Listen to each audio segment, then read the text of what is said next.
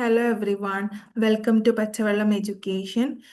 ഈ ഒരു വീഡിയോയിൽ നമ്മൾ ഡിസ്കസ് ചെയ്യാൻ പോകുന്ന ടോപ്പിക് എന്ന് പറഞ്ഞാൽ UGC NTA നെറ്റ് എക്സാമിൻ്റെ ഭാഗമായിട്ടുള്ള കമ്പ്യൂട്ടർ സയൻസ് ആൻഡ് ആപ്ലിക്കേഷൻസിൽ വരുന്ന പേപ്പർ 2 യൂണിറ്റ് 6 ആയിട്ടുള്ള സോഫ്റ്റ്വെയർ എഞ്ചിനീയറിംഗിൽ നിന്നും നമുക്ക് ഡിസംബർ 2025 ഒരു കോംപ്രഹെൻഷൻ ടൈപ്പ് ആയിട്ടുള്ള ഒരു ക്വസ്റ്റ്യന് ചോദിച്ചിട്ടുണ്ടായിരുന്നു.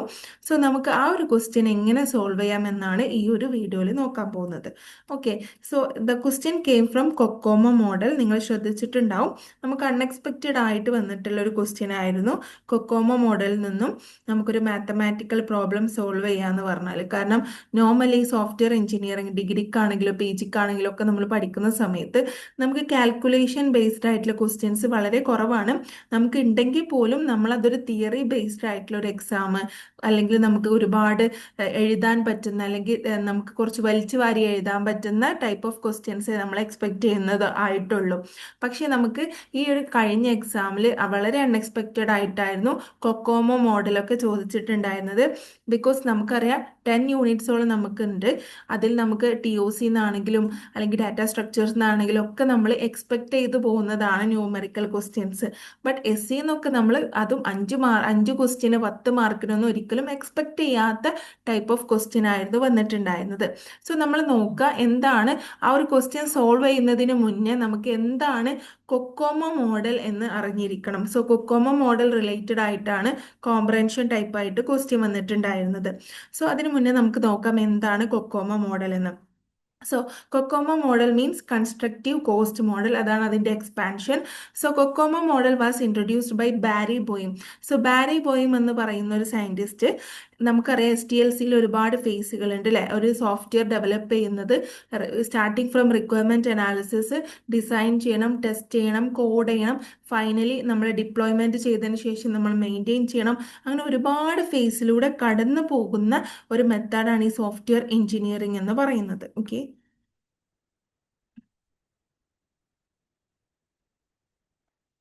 ഓക്കെ. അങ്ങനെ ഒരുപാട് മെത്തേഡ്സിലൂടെ കടന്നു പോകുന്ന ഒരു ടെക്നിക്കാണ് നമ്മുടെ ഈ SDLC അല്ലെങ്കിൽ സോഫ്റ്റ്വെയർ ഡെവലപ്മെൻറ്റ് ലൈഫ് സൈക്കിൾ എന്ന് പറയുന്നത്. ഇങ്ങനെ ഓരോ SDLC ഫേസിലൂടെയും കടന്നു പോയി ഡെവലപ്മെൻറ്റും മെയിൻ്റനൻസ് ഒക്കെ കഴിഞ്ഞിട്ടുള്ള 63 പ്രൊജക്ട്സുകൾ ഇയാൾ എടുത്തിട്ടുണ്ടായിരുന്നു. ഈ 63 പ്രൊജക്റ്റിനെ ബേസ് ചെയ്തിട്ടായിരുന്നു ഈ ഒരു കോസ്റ്റ് എസ്റ്റിമേഷൻ മോഡൽ ഇയാൾ ഇൻട്രൊഡ്യൂസ് ചെയ്തിട്ടുള്ളത്.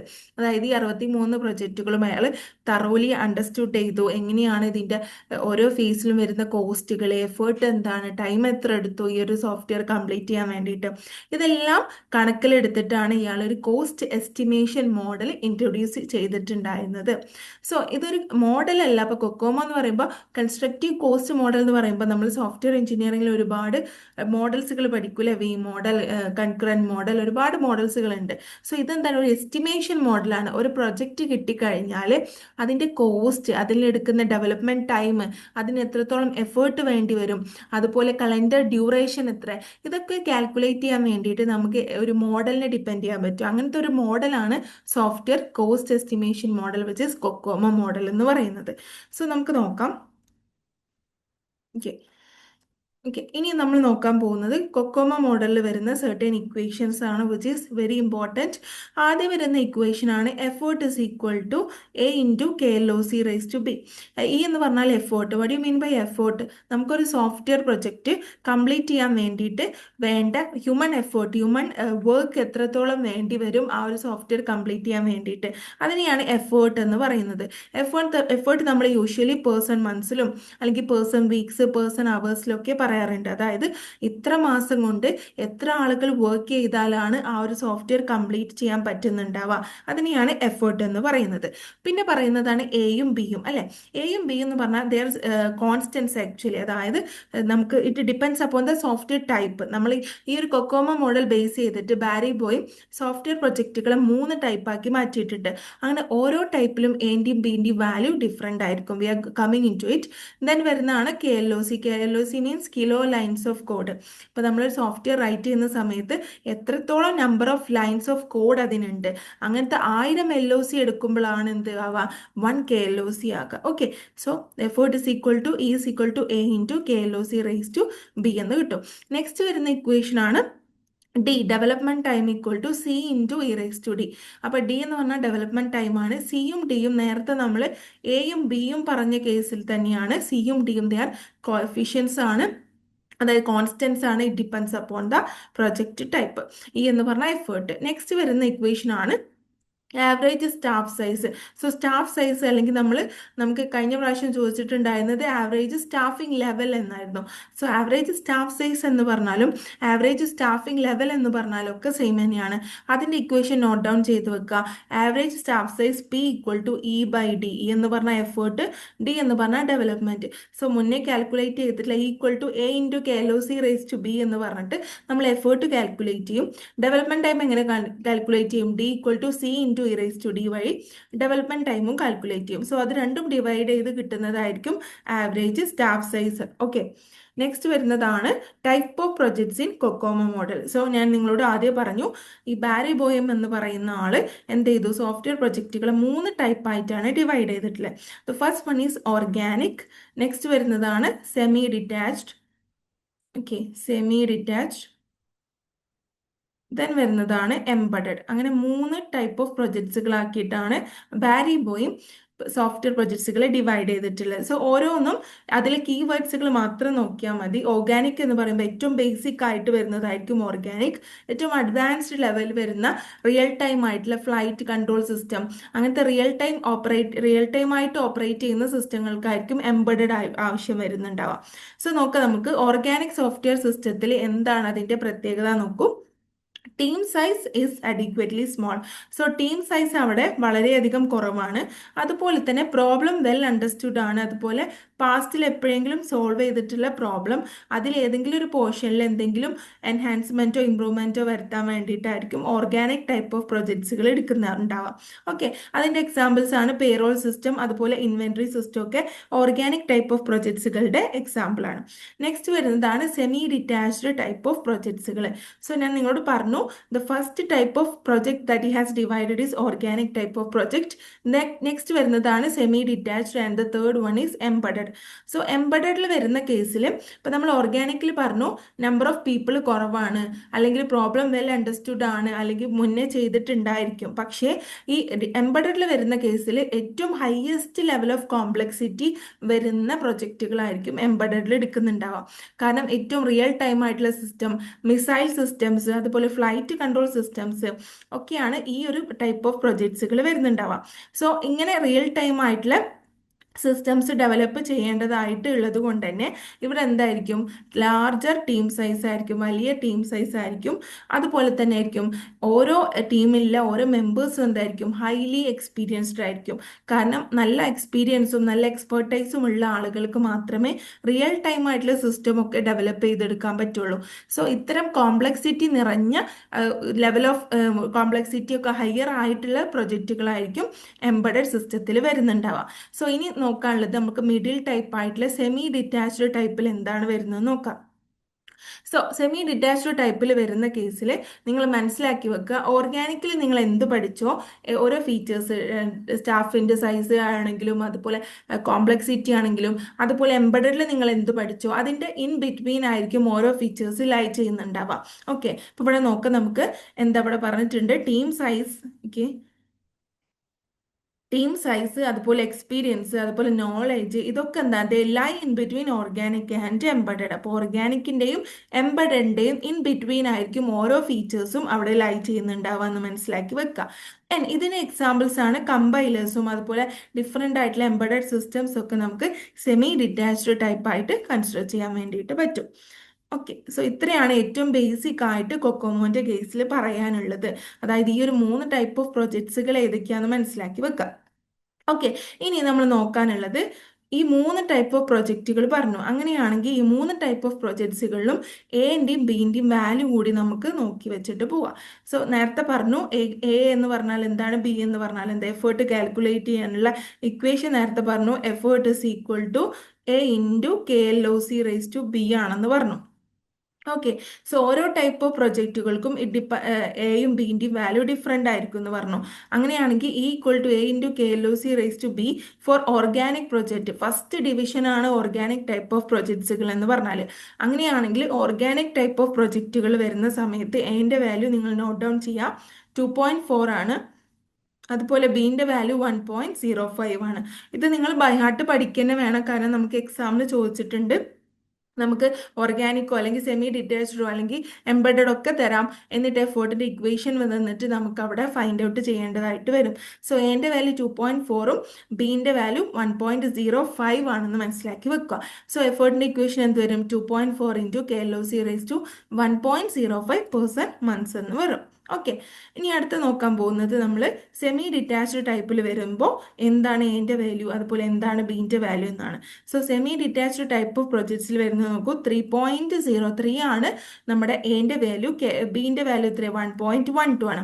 അതുപോലെ എംബഡഡ് പ്രൊജക്ട്സുകൾ നമ്മൾ പറഞ്ഞു നല്ല ടൈറ്റ് കൺസ്ട്രെയിൻസ് ഇല്ല, വളരെയധികം കോംപ്ലക്സിറ്റി നിറഞ്ഞ പ്രൊജക്റ്റുകളായിരിക്കും എംബഡഡ് പ്രൊജക്ട്സുകൾ. അതായത് റിയൽ ടൈം സിസ്റ്റങ്ങളൊക്കെ ആയിരിക്കും എംബഡഡ് പ്രൊജക്ട്സിൻ്റെ അണ്ടറിൽ വരുന്നുണ്ടാവും. സോ എംബഡഡ് പ്രൊജക്ട്സിൻ്റെ അണ്ടറിൽ വരുന്ന എൻ്റെ വാല്യൂ 3.6ഉം ബീൻ്റെ വാല്യൂ 1.20 ആണ്. This is important and you should by heart it. നമ്മൾ നോക്കാൻ പോകുന്നത് കൊക്കോമോ മോഡൽ എന്താണെന്ന് പറഞ്ഞു. കൊക്കോമോ മോഡലിൽ നിന്നാണ് നമുക്ക് ഡിസംബറിൽ ചോദിച്ചിട്ടുണ്ടായിരുന്നത് കോംപ്രഹൻഷൻ ടൈപ്പ്. നമ്മൾ കോംപ്രഹൻഷനിലോട്ട് പോകുന്നതിന് മുന്നേ ഇപ്പം നമ്മൾ എൻ്റെയും ബീൻ്റെയും വാല്യൂസ് പറഞ്ഞു അല്ലേ.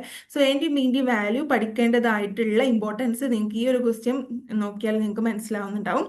Which was asked in June 2025. അതായത് ഈ കഴിഞ്ഞിട്ടുള്ള ടേമിൻ്റെ തൊട്ട് മുന്നത്തെ ടേമിൽ ചോദിച്ചിട്ടുണ്ടായിരുന്ന ക്വസ്റ്റ്യൻ ആണ്. ക്വസ്റ്റ്യൻ നോക്കാം. Estimation of software development effort for organic software in basic COCOMO. ചോദിച്ചിട്ടുള്ളത് ഓർഗാനിക് കൊക്കോമോൻ്റെ കേസിലാണ് അല്ലേ. അപ്പോൾ നമ്മൾ പഠിച്ചു ദ ടൈപ്പ് ഓഫ് പ്രൊജക്ട്സ്, ഏറ്റവും ഫസ്റ്റിൽ വരുന്ന ഏറ്റവും ബേസിക് ആയിട്ടുള്ള പ്രൊജക്റ്റുകൾ വരുന്ന ടൈപ്പ് ഓഫ് സോഫ്റ്റ്വെയറുകൾ വരുന്നതാണ് ഓർഗാനിക് ടൈപ്പ്. ഓർഗാനിക് ടൈപ്പിൽ വരുന്ന എഫേർട്ടിൻ്റെ ഇക്വേഷനാണ് ഇവിടെ കാൽക്കുലേറ്റ് ചെയ്യാൻ പറഞ്ഞിട്ടുള്ളത്. ഈ ഒരു ആൻസർ കൃത്യമായിട്ട് മാർക്ക് ചെയ്യണമെന്നുണ്ടെങ്കിൽ നിങ്ങൾക്ക് എന്തറിഞ്ഞിരിക്കണം? എൻ്റെയും ബീൻ്റെയും വാല്യൂ ഇവിടെ നിങ്ങൾ പഠിച്ചാൽ മാത്രമേ നിങ്ങൾക്ക് ഇത് കറക്റ്റായിട്ട് മാർക്ക് ചെയ്യാൻ പറ്റുള്ളൂ. ഇവിടെ ഓപ്ഷൻ ഏതാണ് വരുന്നത്? ഓപ്ഷൻ എ ആണ് കറക്റ്റ് ആൻസർ ആയിട്ട് വരുന്നത്.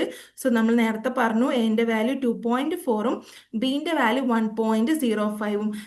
Effort is equal to 2.4 into K L O C raise to 1.05% months എന്ന് വരും. Option A will be the right answer. Okay. ഇനി നമ്മൾ നോക്കാൻ പോകുന്നത് കോംപ്രഹൻഷൻ ടൈപ്പിലോട്ട് നമ്മൾ എത്തി. കോംപ്രഹൻഷൻ ടൈപ്പ് പറയുന്നതിന് മുന്നേ എന്താണ് കൊക്കോമോ മോഡലെന്നും അതിലെ ഡിഫറെൻറ്റ് ടൈപ്പ് ഓഫ് പ്രൊജക്റ്റുകൾ എന്താണെന്നൊക്കെ നമ്മളിപ്പോൾ നോക്കി വെച്ചു. ഇനി നമ്മൾ നോക്കുന്നത് കോംപ്രഹൻഷൻ ടൈപ്പ്. കോംപ്രഹൻഷൻ ടൈപ്പ് എന്ന് പറഞ്ഞാൽ ഇപ്പോൾ നിങ്ങൾ പേപ്പർ 1 ഡേറ്റ ഇൻ്റർപ്രിട്ടേഷൻ ആണെങ്കിലും അതുപോലെ റീഡിങ് കോംപ്രഹൻഷനൊക്കെ ആണെങ്കിലും നിങ്ങൾ കോംപ്രഹൻഷനൊക്കെ സോൾവ് ചെയ്ത് ശീലിച്ച ആളുകളായിരിക്കും, പ്രാക്ടീസ് ഉണ്ടാവും നിങ്ങൾക്ക് അല്ലേ. അപ്പം നമുക്കൊരു പാരഗ്രാഫ് തരും, ആ പാരഗ്രാഫ് നമ്മൾ കൃത്യമായിട്ട് പഠിക്കുക എന്നുള്ളതാണ് കോംപ്രഹൻഷൻ്റെ ഏറ്റവും വലിയ ചാലഞ്ച് എന്ന് പറയുന്നത്. ആ പാരഗ്രാഫ് നമുക്ക് വളരെ രീതിയിൽ വെൽ അണ്ടർസ്റ്റുഡ് ആയാൽ മാത്രമേ അതിനെ ഫോളോ ചെയ്ത് വരുന്ന 5 ക്വസ്റ്റ്യന് നമുക്ക് കൃത്യമായിട്ട് ആൻസർ ചെയ്യാൻ പറ്റുള്ളൂ. ഓക്കെ. നമുക്ക് നോക്കാം. ആദ്യം നമ്മൾ ഈ കോംപ്രഹൻഷൻ്റെ പാരഗ്രാഫ് കൃത്യമായിട്ട് ആദ്യം വായിക്കാം. Okay. A project is planned for an enterprise accounting system with an estimated size. ഇവിടെ ആദ്യം തന്നിട്ടുള്ള കാര്യം നിങ്ങൾ ഓർത്ത് വെക്കുക. സൈസ് ആണ് ഇവിടെ തന്നിട്ടുള്ളത് അല്ലേ. 60 KLOC, 60 KLOC kilo lines of code നമുക്ക് തന്നിട്ടുണ്ട്. ഇനി പറയുന്നത് എന്താ? The organisation uses basic COCOMO semi detached mode. നമ്മൾ 3 ടൈപ്പ് ഓഫ് പ്രൊജക്റ്റുകളാക്കിയിട്ട് കൊക്കോമോ മോഡലിനെ ഡിവൈഡ് ചെയ്തിട്ടുണ്ടായിരുന്നു. Organic, semi detached and the third one is embedded. അതിൽ ഏറ്റവും മിഡിൽ വരുന്ന ഏറ്റവും മീഡിയം ടൈപ്പ് ഓഫ് പ്രൊജക്റ്റുകൾ വരുന്ന മീഡിയം എക്സ്പീരിയൻസ് ഉള്ള ആളുകൾ, ഡെവലപ്പേഴ്സ് ഉള്ള, എഞ്ചിനീയേഴ്സ് ഉള്ള ടൈപ്പ് ഓഫ് പ്രൊജക്റ്റാണ് സെമി ഡിറ്റാച്ച്ഡ് മോഡൽ വരുന്നത്. സെമി ഡിറ്റാച്ച്ഡ് മോഡലാണ് ഈ ഒരു സോഫ്റ്റ്വെയർ ഡെവലപ്പ് ചെയ്യുന്നത് എന്ന് പറഞ്ഞു. നെക്സ്റ്റ് പറയുന്നത് എന്താ? എഫേർട്ട് തന്നിട്ടുണ്ട് അല്ലേ. Effort equal to 3.0 means 3.0 into KLOC raise to 1.0. Effort given ആണ്. പിന്നെ തന്നിട്ടുള്ളത് എന്താ? ഡെവലപ്മെന്റ് ടൈം തന്നിട്ടുണ്ട്. Development time equal to 2.5 into effort raise to 1.2. Okay, next തന്നിട്ടുള്ളതാണ് average cost per person month, PM അല്ലെ, പേഴ്സൺ മന്ത്. അതായത് ഓരോ പെർ പേഴ്സൺ മന്തിൽ എത്ര കോസ്റ്റ് ആണ് ഇൻവെസ്റ്റ് ചെയ്യേണ്ടതായിട്ടുള്ളത്, എത്ര കോസ്റ്റ് ആണ് വന്നിട്ടുള്ളത്, എത്രയാണ് വന്നിട്ടുള്ളത്, $10,000. നെക്സ്റ്റ് വന്നിട്ടുള്ളത് നോക്കൂ, A contingency margin of 10% effort is mandatory. നോക്കണേ, കണ്ടിൻജൻസി മാർജിൻ ഓഫ് 10% എഫേർട്ട് ഇവിടെ മാൻഡേറ്ററി ആണ്. മാൻഡേറ്ററി മീൻസ് വാട്ട്, മസ്റ്റ് ആണ്, കമ്പൽസറി ആണ്. പിന്നെ പറഞ്ഞിട്ടുള്ള എന്താണ്, the client demands A detailed schedule if staff is capped at 15 engineers. So staff ഇവിടെ cap ചെയ്തിട്ടുള്ളത് 15 എഞ്ചിനീയേഴ്സിലാണെന്നും മനസ്സിലാക്കി വെക്കുക. സോ നമ്മൾ നോക്കുന്നുണ്ട് ഓരോ ടേം എന്താണെന്ന് ഡീറ്റെയിൽ ആയിട്ട് നോക്കിയിട്ടേ നമ്മൾ ക്വസ്റ്റ്യൻ ചെയ്യുന്നുള്ളൂ. സോ ആദ്യം എന്താണ് തന്നിട്ടുള്ളതെന്ന് നോക്കാം. നമുക്ക് ഓൾറെഡി ഗിവൺ ആണ്, പ്രൊജക്റ്റിന്റെ സൈസ് ഓൾറെഡി തന്നിട്ടുണ്ട്. എങ്ങനെയാണ് പ്രൊജക്റ്റിന്റെ സൈസ് തന്നിട്ടുള്ളത്, 60 KLOC അല്ലെ. സോ നോക്കാം, സൈസ് തന്നിട്ടുണ്ട് എത്രയാ, 60 KLOC തന്നു. ഓക്കെ, 60 KLOC എന്ന് പറയുമ്പോൾ 60,000 LOC ആണെന്നും നിങ്ങൾ മനസ്സിലാക്കി വെക്കുക. ആൻഡ് പിന്നെ നമുക്ക് തന്നിട്ടുണ്ട് effort equal to 3.0 KLOC raise to 1.0 അല്ലേ. ഇനി നമുക്ക് എഫേർട്ട് കാൽക്കുലേറ്റ് ചെയ്യാൻ വേണ്ടിയിട്ട് ഈ സൈസിന് ഇവിടെ ഡയറക്ട്ലി സബ്സ്റ്റിറ്റ്യൂട്ട് ചെയ്താൽ മതി അല്ലേ. So 3.0 means 3 into KLOC given ആണ് 60 raised to 1.0 means what, 1 അല്ലേ. any number raised to 1 is that number only. So 3 into 60 ചെയ്യുമ്പോൾ നമുക്ക് എത്ര കിട്ടും, 180 person months ആണ് നമുക്ക് എഫേർട്ട് ആയിട്ട് കിട്ടുന്നുണ്ടാവും. Okay, 180 person months. സോ ഇവിടെ തന്നിട്ടുണ്ട്, ഇവിടെ കൊടുത്തിട്ടുണ്ട് effort equal to 3.0 into 60 which is equal to 180 person months. Okay, okay, ഇനി നമ്മൾ അടുത്ത് നോക്കാം, what is contingency margin. So നിങ്ങൾ ഈ ഒരു നമുക്ക് കോംപ്രഹെൻഷൻ റീഡ് ചെയ്ത സമയത്ത് നിങ്ങൾ കണ്ടിട്ടുണ്ടാവും, കണ്ടിൻജൻസി മാർജിൻ എന്ന് പറയുന്ന ഒരു ടേം അല്ലെ, ഒരു പുതുതായിട്ടുള്ള ഒരു ടേമാണ് കണ്ടിൻജൻസി മാർജിൻ എന്ന് പറയുന്നത്. സോ നമുക്ക് റീഡ് ചെയ്യാം എന്താണ് കണ്ടിൻജൻസി മാർജിൻ കൊണ്ട് ഉദ്ദേശിക്കുന്നത് എന്ന്. Okay, it is an additional percentage of effort, time or cost that is added to a project estimate to handle uncertainties, risk and unexpected events. എന്താണ് contingency margin എന്ന് പറഞ്ഞാൽ, നമ്മളിപ്പോൾ ഒരു സോഫ്റ്റ്വെയർ ഡെവലപ്പ് ചെയ്യാൻ വേണ്ടിയിട്ട് ഒരുപാട് ഫേസുകൾ പഠിച്ചു കഴിഞ്ഞു അല്ലേ. SDLC ഫേസുകൾ നമ്മൾ പഠിച്ചു കഴിഞ്ഞു, റിക്വയർമെൻറ്റ് ഗ്യാദർ ചെയ്ത് കഴിഞ്ഞു, റിക്വയർമെൻറ്റ് SRS രൂപത്തിലാക്കി, ഡിസൈൻ ചെയ്തു, SDD ഫോമിൽ ഡിസൈൻ ചെയ്ത് കഴിഞ്ഞു, എന്നിട്ട് കോഡ് ചെയ്ത് കഴിഞ്ഞു, ടെസ്റ്റ് ചെയ്ത് കഴിഞ്ഞു, ഡിപ്ലോയ് ചെയ്ത് കഴിഞ്ഞു, എന്നിട്ട് വരുന്ന എറേഴ്സുകൾ ഫീഡ്ബാക്കുകൾ അനുസരിച്ച് സോഫ്റ്റ്വെയറിനെ മെയിൻറ്റെയിൻ ചെയ്തു പോയി അല്ലേ. ഇത്രയൊക്കെ ചെയ്യുന്നുണ്ട്. പക്ഷെ എപ്പോഴും ഒരു സോഫ്റ്റ്വെയർ കമ്പനി വിചാരിക്കുന്ന പോലെ തന്നെ ആ പ്ലാനിൽ ബഡ്ജറ്റിൽ ഇപ്പോൾ സർട്ടൻ കോസ്റ്റ് ഇട്ടിട്ടുണ്ടാവും, ഇത്ര പൈസ കൊണ്ട് ഈ ഒരു പ്രൊജക്റ്റ് കംപ്ലീറ്റ് ചെയ്യണം എന്നവർ ടാർഗറ്റ് ഇട്ടിട്ടുണ്ടാവും. അല്ലെങ്കിൽ എത്ര ടൈമിൽ ഈ ഷെഡ്യൂൾ ഇട്ടിട്ടുണ്ടാവും, ഇത്ര ഷെഡ്യൂളിൽ ഈ ഒരു ടൈം ആകുമ്പോൾ ഇത്ര മാസം കൊണ്ട് ഈ ഒരു പ്രൊജക്റ്റ് കംപ്ലീറ്റ് ചെയ്ത് ക്ലയൻറ്റിന് കൊടുക്കും. അതുപോലെ ഈ ഒരു കാര്യങ്ങളൊക്കെ അവരെന്ത് ചെയ്യും, കൺസ്ട്രെയിൻ ആയിട്ട് കൊടുത്തിട്ടുണ്ടാവും. പക്ഷെ എപ്പോഴും നമ്മൾ എക്സ്പെക്ട് ചെയ്യുന്ന പോലെ തന്നെ നടക്കണമെന്നില്ല. നമ്മൾ ജീവിതത്തിലാണെങ്കിൽ പോലും നമ്മൾ എക്സ്പെക്ട് ചെയ്യുന്ന മാതിരിയല്ല കാര്യങ്ങൾ നടക്കുന്നത് പറയില്ലേ. അതുപോലെ തന്നെയാണ് സോഫ്റ്റ്വെയർ എഞ്ചിനീയറിംഗിൽ ഒരു സോഫ്റ്റ്വെയർ ഡെവലപ്പ് ചെയ്യുമ്പോൾ ഏത് സമയത്തും നമുക്ക് റിസ്കുകൾ എക്സ്പെക്ട് ചെയ്യണം, അൺഎക്സ്പെക്റ്റഡ് ആയിട്ടുള്ള ഈവൻസുകൾ എക്സ്പെക്ട് ചെയ്യണം, അൺസർട്ടനിറ്റീസ് ഉണ്ടാവും. എന്തെല്ലാമായിരിക്കും അൺസർട്ടനിറ്റീസ്? സപ്പോസ് നല്ലൊരു എക്സ്പീരിയൻസ് ആയിട്ടുള്ള എക്സ്പേർട്ട് ആയിട്ടുള്ള ഒരു സ്റ്റാഫ് ഈവൻ എന്ത് ചെയ്യുക, റിസൈൻ ചെയ്തു പോവുക, അല്ലെങ്കിൽ സ്റ്റാഫിന് എന്തെങ്കിലും അസുഖങ്ങൾ വരിക, ഇൽനെസ്സോ എന്തെങ്കിലും കാര്യങ്ങൾ വരിക, ഇതൊക്കെ എന്തായാലും ടെക്നിക്കൽ ആയിട്ടുള്ള പ്രോബ്ലം വരിക, അല്ലെങ്കിൽ ടെസ്റ്റിംഗ് ചെയ്തപ്പോൾ ഒരുപാട് എററുകൾ കണ്ടു, വീണ്ടും റീവർക്ക് ചെയ്യേണ്ടതായിട്ട് വരിക. ഇതൊക്കെ ആദ്യം ഈ ഒരു സോഫ്റ്റ്വെയർ പഠിച്ച സമയത്ത് റിക്വയർമെൻറ്റ് ഗ്യാദർ ചെയ്ത് ഫുള്ളായിട്ട് ഒരു അനാലിസിസ് നടത്തിയ സമയത്ത് ഇട്ട കോസ്റ്റ് ആവില്ല, ഇട്ട ഷെഡ്യൂൾ ആയിരിക്കില്ല, എല്ലാം മാറ്റേണ്ടി വരും അല്ലേ. സോ അങ്ങനെ മാറ്റേണ്ടി വരുന്ന സമയത്ത് നമ്മൾ ആഡ് ചെയ്യുന്ന ഒരു additional percentage of effort, time or cost ആണ് എന്ത്, കണ്ടിൻജൻസി മാർജിൻ എന്ന് പറയുന്നത്. ഓക്കെ, ഇവിടെ കൊടുത്തിട്ടുണ്ട്, ഇവിടെ നോക്കൂ, everything never goes as planned അല്ലെ, പ്ലാൻ ചെയ്ത പോലെ തന്നെ എല്ലാം സംഭവിക്കണമെന്നില്ല. അപ്പൊ എന്തെല്ലാം അൺഎക്സ്പെക്റ്റഡ് തിങ്സുകൾ അറൈസ് ചെയ്യാനുള്ള ചാൻസ് ഉണ്ട്, റിക്വയർമെന്റുകൾ അവിടെ ചേഞ്ച് ചെയ്യാനുള്ള ചാൻസ് ഉണ്ട്, ടെക്നിക്കൽ സൈഡിൽ നിന്നുള്ള ഡിഫിക്കൽട്ടീസ് ഉണ്ടാവാൻ ചാൻസ് ഉണ്ട്, സ്റ്റാഫിന് ഇൽനെസ്സും അതുപോലെ റിസൈൻ ചെയ്യാനൊക്കെ ചാൻസ് ഉണ്ട് അല്ലെ. അതുപോലെ എറർ ഉണ്ടാവുന്ന സമയത്ത് വീണ്ടും ആ ഒരു സോഫ്റ്റ്വെയറിൽ എന്ത് ചെയ്യേണ്ടി വരും, റീവർക്ക് ചെയ്യേണ്ടി വരും. അതുപോലെ ഇന്റഗ്രേറ്റ് ചെയ്യുന്ന സമയത്ത് ഫെയിലിയേഴ്സ് ഉണ്ടാവാം. ക്ലയന്റ് എന്ത് ചെയ്തു, ഫീഡ്ബാക്ക് തന്നു, അതിൽ ഒരുപാട് തവണ ഡെവലപ്പ് ചെയ്യാനും ഡിസൈൻ ചെയ്യാനും ഒക്കെ തിരുത്തി തിരുത്തി മോഡിഫൈ ചെയ്യണമെന്നുണ്ടെങ്കിൽ അതും ഒരു കണ്ടിൻജൻസി മാർജിനായിട്ട് ആഡ് ചെയ്യേണ്ടി വരും. അതുപോലെ കോംപ്ലക്സിറ്റി അണ്ടർ എസ്റ്റിമേറ്റ് ചെയ്ത കേസിലൊക്കെ എന്ത് ചെയ്യേണ്ടി വരും, അഡീഷണൽ ഒരു പെർസെൻറ്റേജ് ഓഫ് എഫേർട്ടോ കോസ്റ്റോ ടൈമോ ഒക്കെ നമ്മൾ ആഡ് ചെയ്യേണ്ടി വരും. സോ എന്ത് ചെയ്യണം, അതിനെയാണ് കണ്ടിൻജൻസി മാർജിൻ എന്ന് പറഞ്ഞിട്ടുള്ളത്. ഇനി നമ്മുടെ ക്വസ്റ്റ്യനിൽ എങ്ങനെയാണ് നമ്മൾ കണ്ടിൻജൻസി മാർജിന് അപ്ലൈ ചെയ്യുന്നത് എന്നാണ് നമ്മളിവിടെ നോക്കാൻ പോകുന്നത്.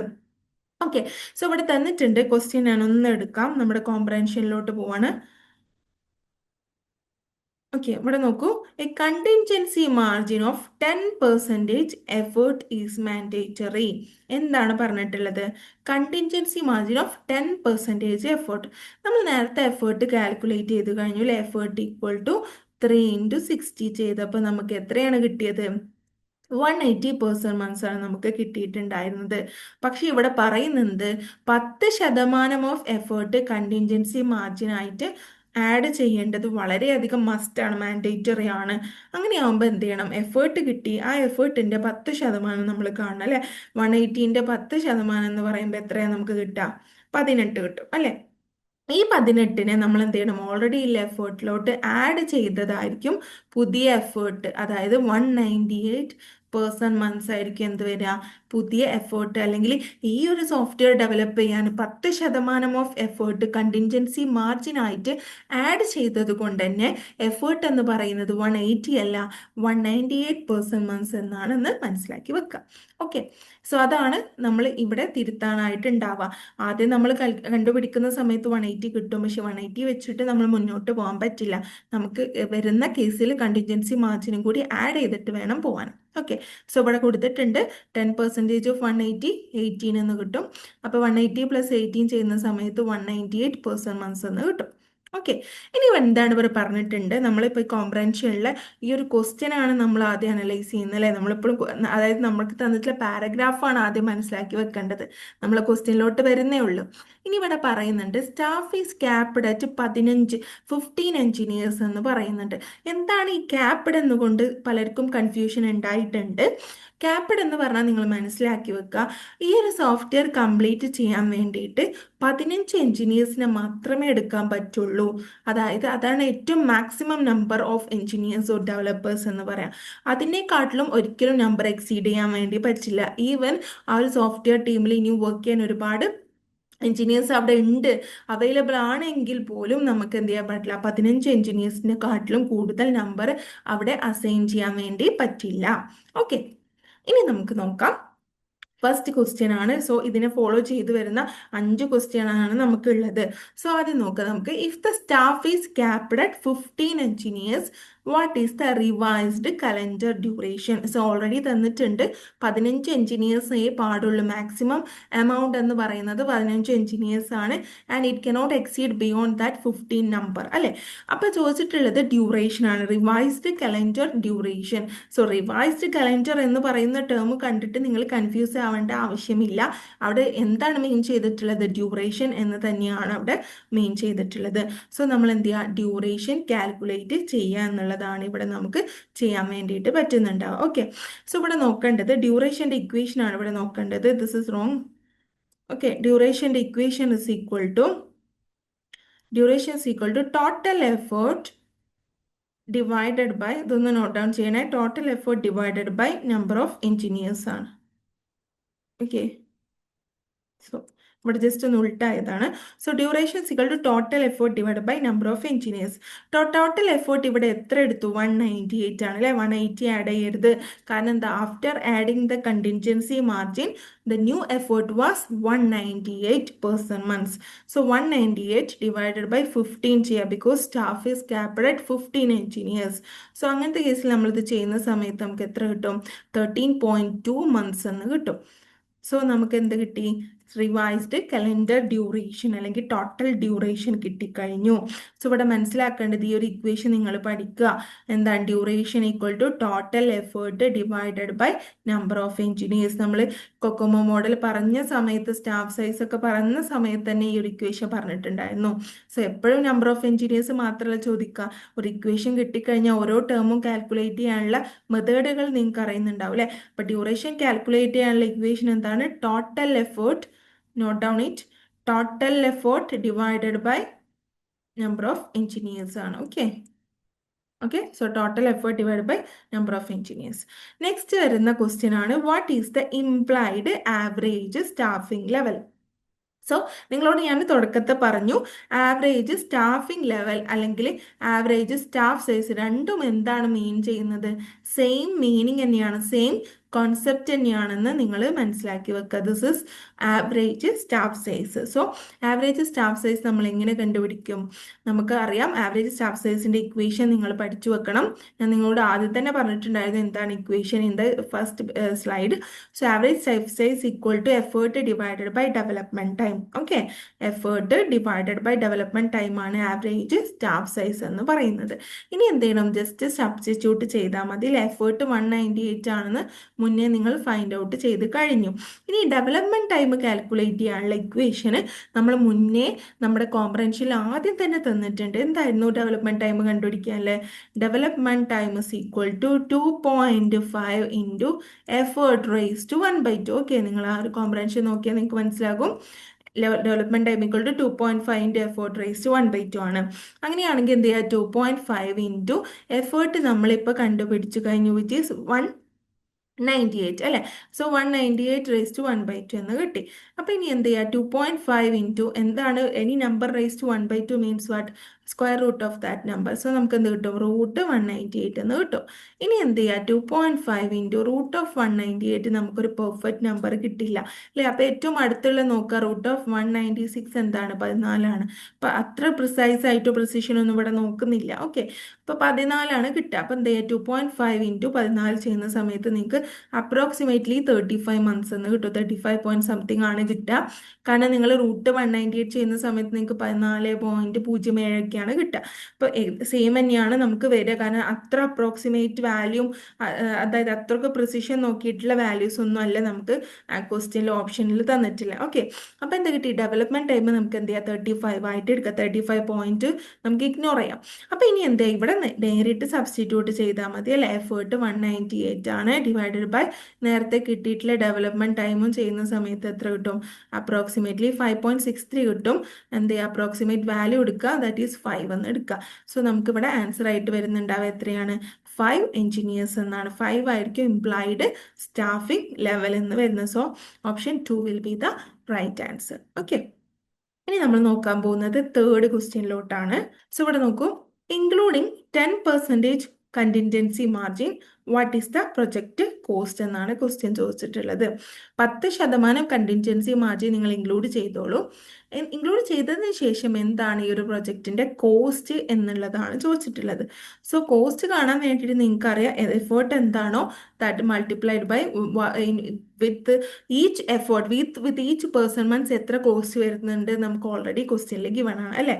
ഓൾറെഡി ക്വസ്റ്റ്യനിൽ പറഞ്ഞിട്ടുണ്ട് ഓരോ cost per person months already given ആണ്, വിച്ച് ഈസ് $10,000 അല്ലേ?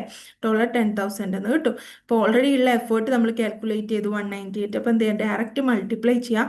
സിമ്പിൾ ക്വസ്റ്റ്യൻ ആണ്. നമുക്ക് എന്ത് കിട്ടും? 1.98 മില്യൺ എന്ന് കിട്ടും. So $1.98 million will be the right answer. ഇനി നമ്മൾ നോക്കാൻ പോകുന്നത് ദ ഫോർത്ത് ക്വസ്റ്റ്യൻ. സോ നമ്മളിപ്പോൾ 3 ക്വസ്റ്റ്യൻ നോക്കിക്കഴിഞ്ഞു. ഇനി 4th 5th ചെയ്യുന്ന സമയത്ത് നമുക്ക് ഇനി പുതുതായിട്ടൊരു കാൽക്കുലേഷനോ കാര്യങ്ങളോ ചെയ്യേണ്ടതായിട്ട് വരില്ല. കാരണം മുന്നേ നമ്മൾ കാൽക്കുലേറ്റ് ചെയ്ത് സെക്കൻഡ് ക്വസ്റ്റ്യനും അതുപോലെ ഫസ്റ്റ് ക്വസ്റ്റ്യനൊക്കെ നമ്മൾ യൂസ് ചെയ്തിട്ടുള്ള വാല്യൂസ് തന്നെയാണ് ഇവിടെ ആൻസർ ആയിട്ട് വരുന്നത്. ഓക്കെ, കോംപ്രഹെൻഷൻ്റെ കേസിൽ പൊതുവേ എങ്ങനെയാണ്? 5ഉം നമുക്ക് വളരെയധികം എഫേർട്ട് ടൈം സ്പെൻഡ് ചെയ്യേണ്ടതായിട്ട് വരില്ല. ആദ്യമേ നമ്മൾ ആ ഒരു പാരഗ്രാഫ് കറക്റ്റായിട്ട് റീഡ് ചെയ്ത് അണ്ടർസ്റ്റുഡ് ചെയ്ത് കഴിഞ്ഞാൽ തന്നെ നമുക്ക് ഒരുപാട് കാര്യങ്ങൾ അതിൽ നിന്ന് കിട്ടും. അത് നിങ്ങൾ എന്ത് ചെയ്യുക, ആ സമയത്ത് പേപ്പറിൽ സൈഡിൽ എഴുതി വെക്കുക. അത് വീണ്ടും നമുക്ക് ഈ ഒരു ക്വസ്റ്റ്യനിൽ നമുക്ക് യൂസ് ചെയ്യേണ്ടതായിട്ട് വരും അല്ലെ. നമുക്ക് CBT മോഡ് ആയതുകൊണ്ട് തന്നെ നമുക്ക് ഈ ഒരു കമ്പ്യൂട്ടറിൽ തന്നെ നമുക്ക് ചെയ്യേണ്ടതായിട്ടുണ്ട്. അപ്പം എന്ത് ചെയ്യുക, പേപ്പറിൽ നിങ്ങൾ നോട്ട് ഡൗൺ ചെയ്ത് കൃത്യമായിട്ട് ക്വസ്റ്റ്യൻ നമ്പറൊക്കെ എഴുതി നോട്ട് ഡൗൺ ചെയ്യുക. ആ ഒരു കോംപ്രഹെൻഷന് നിങ്ങൾക്ക് ഫസ്റ്റിൽ ആ പാരഗ്രാഫ് വായിച്ച സമയത്ത് എന്തെല്ലാം ഇൻഫോർമേഷൻസ് കിട്ടിയിട്ടുണ്ട് അതൊക്കെ ആയിരിക്കും പിന്നീട് ആൻസർ ആയിട്ട് വരുന്നുണ്ടാവുക എന്ന് മനസ്സിലാക്കുക.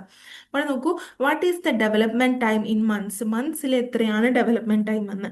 സോ ഇവിടെ ആൻസർ ആയിട്ട് വരുന്നത് 34 ആണ്. കാരണം എന്താ, നമ്മൾ ഓൾറെഡി ഡെവലപ്മെന്റ് ടൈം കണ്ടുപിടിച്ചു കഴിഞ്ഞു അല്ലെ. Development time is equal to development time is equal to എത്രയായിരുന്നു ക്വസ്റ്റ്യനിൽ തന്നിട്ടുണ്ടായിരുന്നത്? 2.5 into effort raise to 1/2. Okay, so നമ്മൾ എന്ത് ചെയ്യുക, കാൽക്കുലേറ്റ് ചെയ്യുക. 2.5 ഇൻറ്റു എഫേർട്ട് എന്ന് പറഞ്ഞാൽ 198 ആണ്. So 198 raise to 1/2 root 198. നേരത്തെ ചെയ്ത സെയിം കാൽക്കുലേഷൻ ആണ് അല്ലെ. 2.5 ഇൻറ്റു 14 ചെയ്യുക. അപ്രോക്സിമേറ്റ്ലി നമ്മൾ പറഞ്ഞു 35 പോയിന്റ് സംതിങ് കിട്ടും. അപ്രോക്സിമേറ്റ് വാല്യൂ എടുക്കുന്ന എന്ത് ചെയ്തു, 35 എടുത്തു. അപ്പം എന്ത്, ഏറ്റവും ക്ലോസസ്റ്റ് വാല്യൂ എടുക്കുക, ദാറ്റ് ഈസ് 34 ആണ് അല്ലെ. ഏറ്റവും ക്ലോസസ്റ്റ് ടു 35. സോ നമ്മൾ എന്ത് ചെയ്തു, 34 റൈറ്റ് ആൻസർ ആയിട്ട് എടുത്തു. ഓക്കെ, സോ അതവിടെ കൊടുത്തിട്ടുണ്ട്. ഇനി അടുത്ത ക്വസ്റ്റ്യൻ, ഫിഫ്ത്ത് ക്വസ്റ്റ്യൻ ആണ് നോക്കുന്നത്. What is the initial effort in person months before adding the contingency margin? So എന്താണ് ചോദിച്ചിട്ടുള്ളത്, കണ്ടിൻജൻസി മാർജിൻ ആഡ് ചെയ്യണം, 10% ഓഫ് എഫേർട്ട് കണ്ടിൻജൻസി മാർജിനായിട്ട് പോകണമെന്ന് മാൻഡേറ്ററി ആണെന്ന് ക്വസ്റ്റ്യനിൽ തന്നിട്ടുണ്ടായിരുന്നു.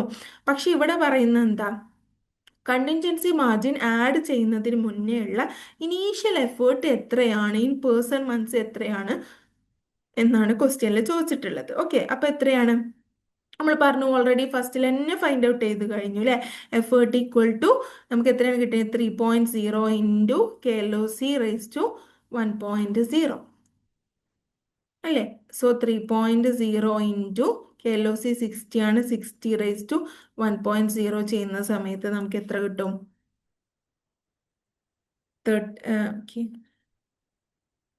ഓക്കെ 3.03 ഇൻറ്റു 60 ചെയ്യുന്ന നമുക്ക് എന്ത് കിട്ടും, 180% അല്ലേ. ഓൾറെഡി ഫൈൻഡ് ഔട്ട് ആണ്, ഫൗണ്ട് ആണ് 180% എന്ന് കിട്ടും. ഇത് ഓൾറെഡി ഫൗണ്ട് ആണ് അല്ലേ. ഇതൊക്കെ നമുക്ക് ഫിഫ്ത്ത് ക്വസ്റ്റ്യൻ ആയിട്ടാണ് വരുന്നത്. ഇതൊക്കെ ഫസ്റ്റ് ക്വസ്റ്റ്യൻ ആകുമ്പോഴേക്കും നമുക്കൊരു ത്രില്ല് വരുന്നുണ്ടാവാം. ആദ്യത്തെ 3 ക്വസ്റ്റ്യൻ ചെയ്യുന്ന സമയത്ത് നമുക്ക് ഒരുപാട് കാൽക്കുലേഷൻ ഉണ്ടായതുകൊണ്ട് തന്നെ പിന്നീട് വരുന്ന ആ 2 ക്വസ്റ്റ്യന് നമുക്ക് ആദ്യം യൂസ് ചെയ്ത് കാൽക്കുലേഷൻസ് അവിടെ ഫൈൻഡ് ഔട്ട് ചെയ്തിട്ടുള്ള വാല്യൂസ് നമുക്ക് ഇവിടെ നേരിട്ട് യൂസ് ചെയ്താൽ മതിയാവും. ഓക്കെ, അപ്പോൾ ഇത്രയാണ് നമുക്ക് SC ചോദിച്ചിട്ടുണ്ടായിരുന്ന numerical type of question. Okay, thank U.